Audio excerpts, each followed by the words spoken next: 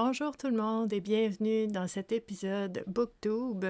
Les BookTubes sont une activité que je fais avec vous en alternance tous les vendredis depuis plusieurs années maintenant et je vous présente des livres qui sont intéressants en lien avec le bien-être, la santé mentale, le cheminement personnel, des livres qui peuvent être inspirants, qui peuvent nous aider à mieux comprendre soi-même, les choses qui nous arrivent, qui peuvent nous aider dans notre nouvelle façon de se voir et de voir les événements, les situations qui nous arrivent pour nous aider aussi à prendre des décisions et faire des choix différents à l'avenir. Donc, je lis beaucoup. J'ai beaucoup de livres que je vous présente depuis plusieurs années, en fait, aux 2 semaines et vendredis.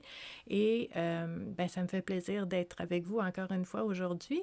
Aujourd'hui, je vous partage un livre qui est en lien avec Le Petit Prince. Le Petit Prince. Donc, c'est un très beau livre qui a été écrit par Catherine Agostini-Salambier.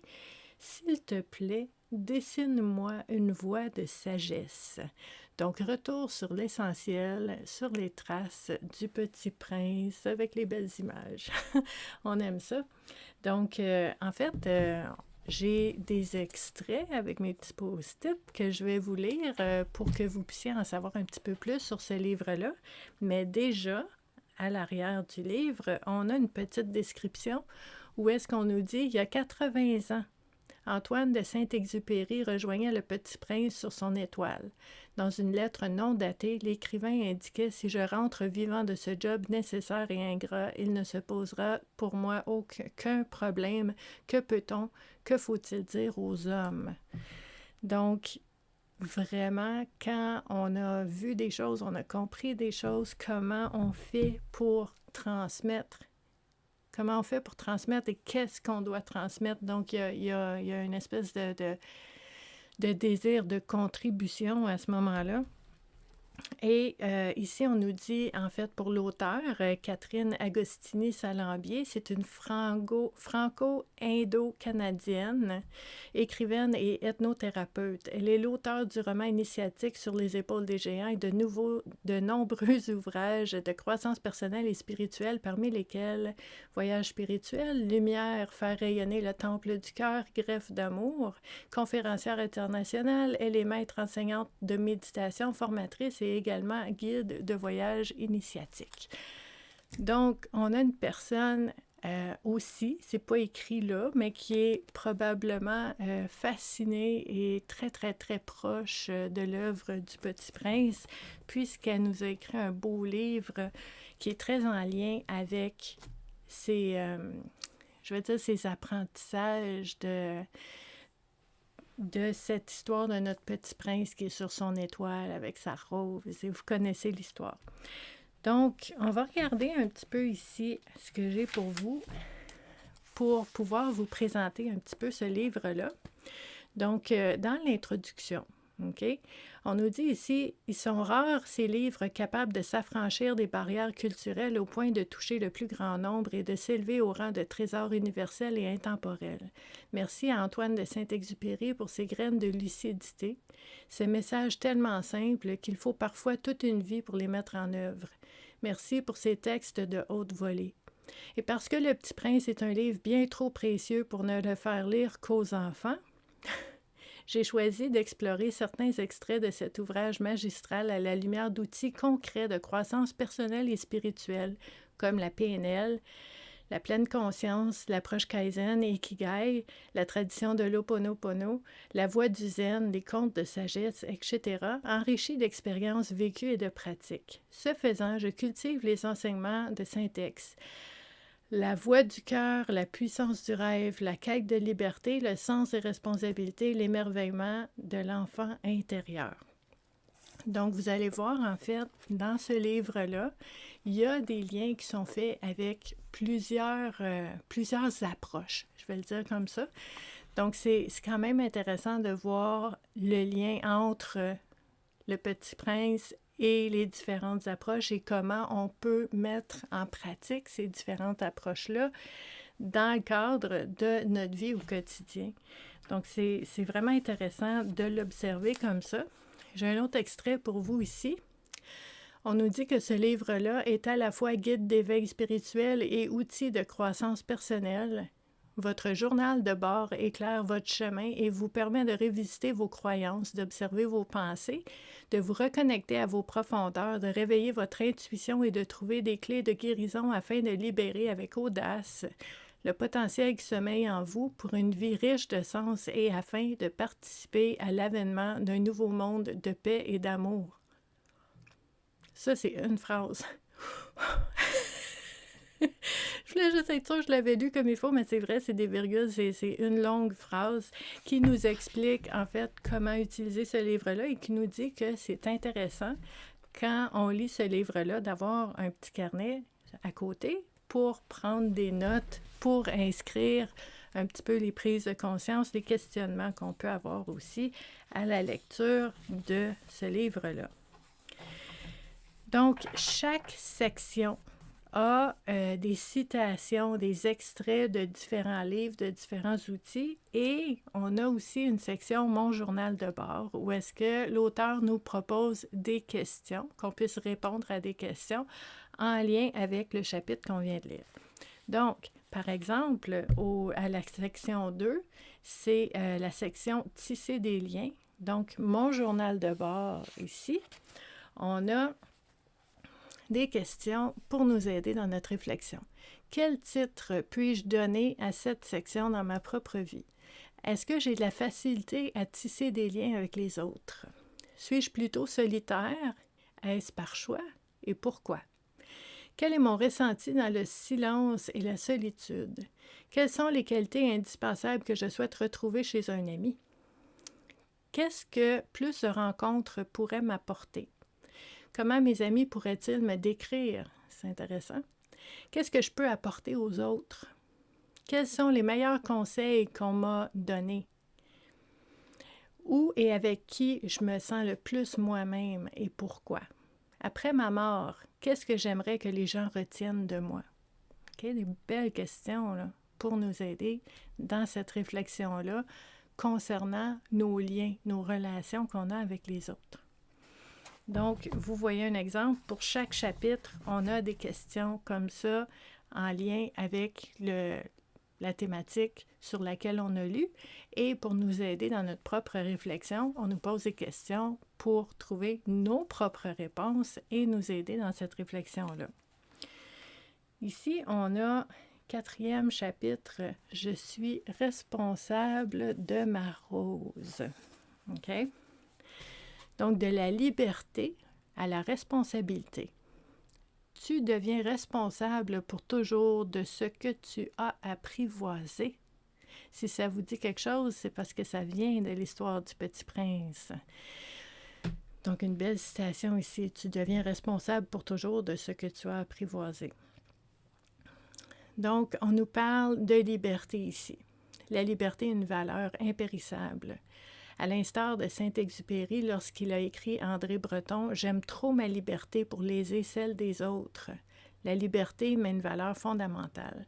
Je suis de celles qui réécrivent les règles. Obéir a longtemps été une attitude qui me contrariait. À 5 ans, je faisais le tour de la cuisine de la maison familiale afin de rejoindre les festivités pourtant interdites au salon. Cette liberté d'être semble ancrée dans mon ADN. En ce sens, ma scolarité a été une épreuve. À l'école, on obéit. Donc, vous voyez comment l'auteur fait des liens avec son expérience et des extraits du Petit Prince, mais aussi de d'autres approches, de d'autres philosophies, comme, par exemple, ici, au chapitre 5, « L'art des petits pas », on parle de la philosophie Kaizen. Donc, la clé du Kaizen réside principalement dans la volonté de ne pas forcer, de ne pas brusquer. C'est l'opposé d'un changement radical. Il s'agit d'éviter l'écueil trop connu de ce dernier, démarrer sur les chapeaux de roue mais s'essouffler très vite. Il suffit de penser aux bonnes résolutions de début d'année qui durent rarement plus de 2 ou 3 semaines. Ça, c'est vrai. C'est que biologiquement, nous ne sommes pas faits pour les changements radicaux. Dans notre cerveau, l'amygdale s'empresse de déclencher une alerte rouge si elle perçoit une rupture brutale dans nos habitudes. Elles associent ça à un danger imminent. Stress et anxiété prennent alors le dessus sur les vertus attendues des nouvelles routines. Si on ajoute à ça notre tendance à sous-estimer les contraintes et les obstacles qui nous attendent pour réaliser notre objectif, ce n'est pas surprenant d'arriver à un échec total. Pourtant, notre cerveau est aussi capable d'accepter la nouveauté et même de l'intégrer. C'est le rôle de l'hippocampe qui enregistre les informations pertinentes et celles qui sont régulièrement répétées. Le secret d'un changement réussi semble donc être de trouver un juste équilibre qui permet d'introduire la nouveauté sans surprendre et donc sans agresser notre cerveau. C'est exactement ce que propose la méthode Kaizen. Donc, vous voyez, on a un beau lien avec cette méthode-là dont on parle dans le chapitre numéro 5. Il y a un chapitre que j'ai beaucoup aimé lire. En fait, je pense que l'émerveillement, c'est un des atouts, une des forces, une des capacités, une des qualités qu'on peut entretenir et cultiver, qui est une des plus aidantes dans la vie de tous les jours, le fait d'être capable de s'émerveiller. C'est vraiment important pour la santé mentale, justement, pour l'épanouissement, pour se sentir bien, pour se sentir aussi au centre de sa propre vie et non comme un spectateur. Le fait d'être dans l'émerveillement, dans la reconnaissance de tout ce qui nous entoure, c'est très, très, très important. Puis, il y a un chapitre là-dessus, l'émerveillement. Donc, on nous dit aussi ici, « Ce qui embellit le désert, c'est qu'il cache un puits quelque part. » Ça aussi, ça vient de notre petit prince. Donc, ici, mon extrait. Qu'est-ce que l'émerveillement? Les Grecs anciens le définissaient comme le désir d'apprendre. C'est intéressant comme définition. L'émerveillement, c'est ce sentiment d'admiration mêlé de surprise et c'est aussi une qualité de connexion profonde qui nourrit notre âme et élargit notre perspective sur le monde. C'est un voyage intérieur qui ouvre notre cœur et notre esprit et qui demande de la pratique et de l'attention. Donc, je vous disais tantôt l'émerveillement qui est à cultiver, qui est à entretenir. C'est la capacité de se laisser charmer par la beauté des choses simples, de ressentir une joie authentique face à l'inconnu et d'éprouver une gratitude pour la vie elle-même. Donc, on a vraiment des liens à faire. Le petit prince avec sa rose, qui en prend soin, qui apprend soin, qui la nourrit. Puis toutes ces philosophies, ces approches qu'on connaît puis qui sont là pour nous aider à vraiment vivre dans le moment présent et apprécier ce qui est là maintenant, ça fait partie de cet apprentissage-là. On a au chapitre 9, le chapitre du voyage. Bon, il y a un lien à faire ici avec Gandhi. Hein, quand je vous dis là, que la PNL, les différentes approches, Ho'oponopono, là, on est Gandhi. Okay? Je fais également mienne la vision de Gandhi lorsqu'il déclare « Le plus grand voyageur n'est pas celui qui a fait 10 fois le tour du monde, mais celui qui a fait une seule fois le tour de lui-même. » J'adore cette citation-là, c'est pour ça que j'ai mis un post-it.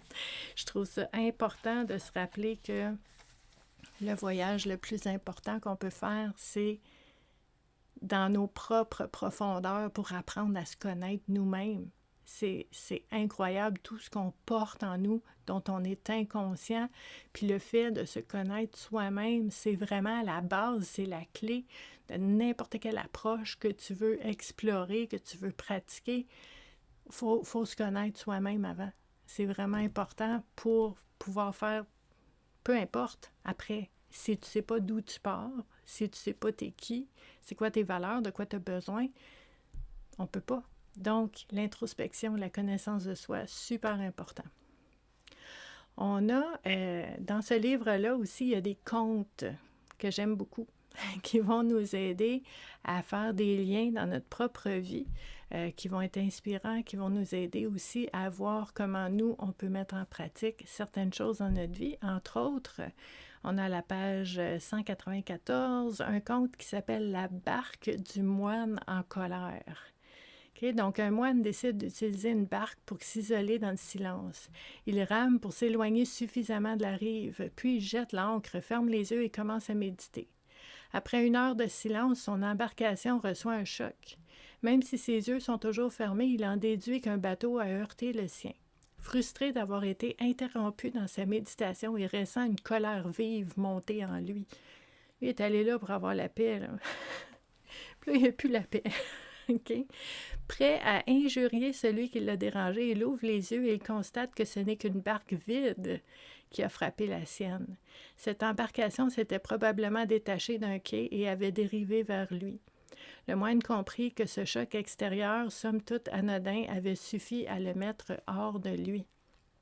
Depuis, chaque fois qu'un événement provoque sa colère, il se souvient « Cette rage est la mienne, l'autre n'est qu'un bateau vide. » Puis après ça, ben, tu peux écrire dans ton journal de bord. Qu'est-ce que ce conte-là t'inspire? S'il y a des questions, si tu résistes à quelque chose dans ce conte-là, ton journal de bord est là pour ça. Hein? C'est intéressant. On a ici aussi, je voulais vous parler au chapitre 10, La terre des hommes. Donc la phrase de Saint-Exupéry, « Moi j'étais fait pour être jardinier », m'emplit de nostalgie.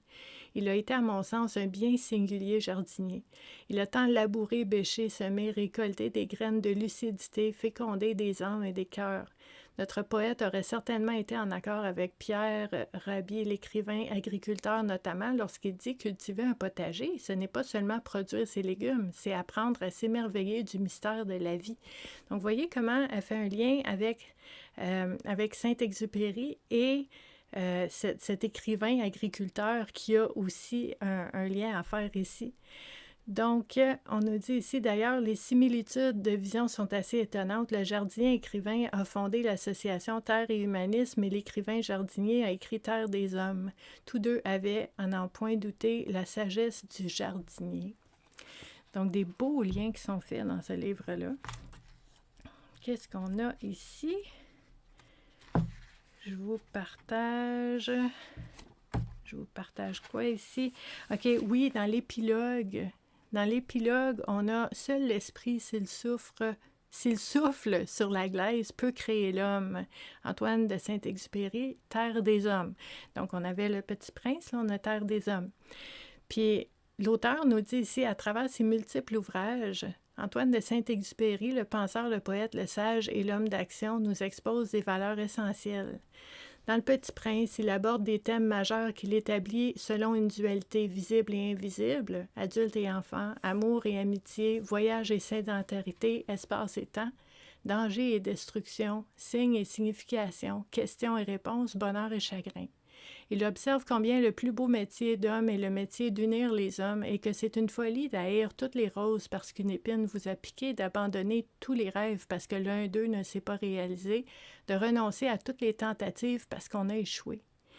Ainsi, au fil des pages, le Petit Prince devient notre ami parce que nous lui accordons notre temps, parce que nous l'apprivoisons.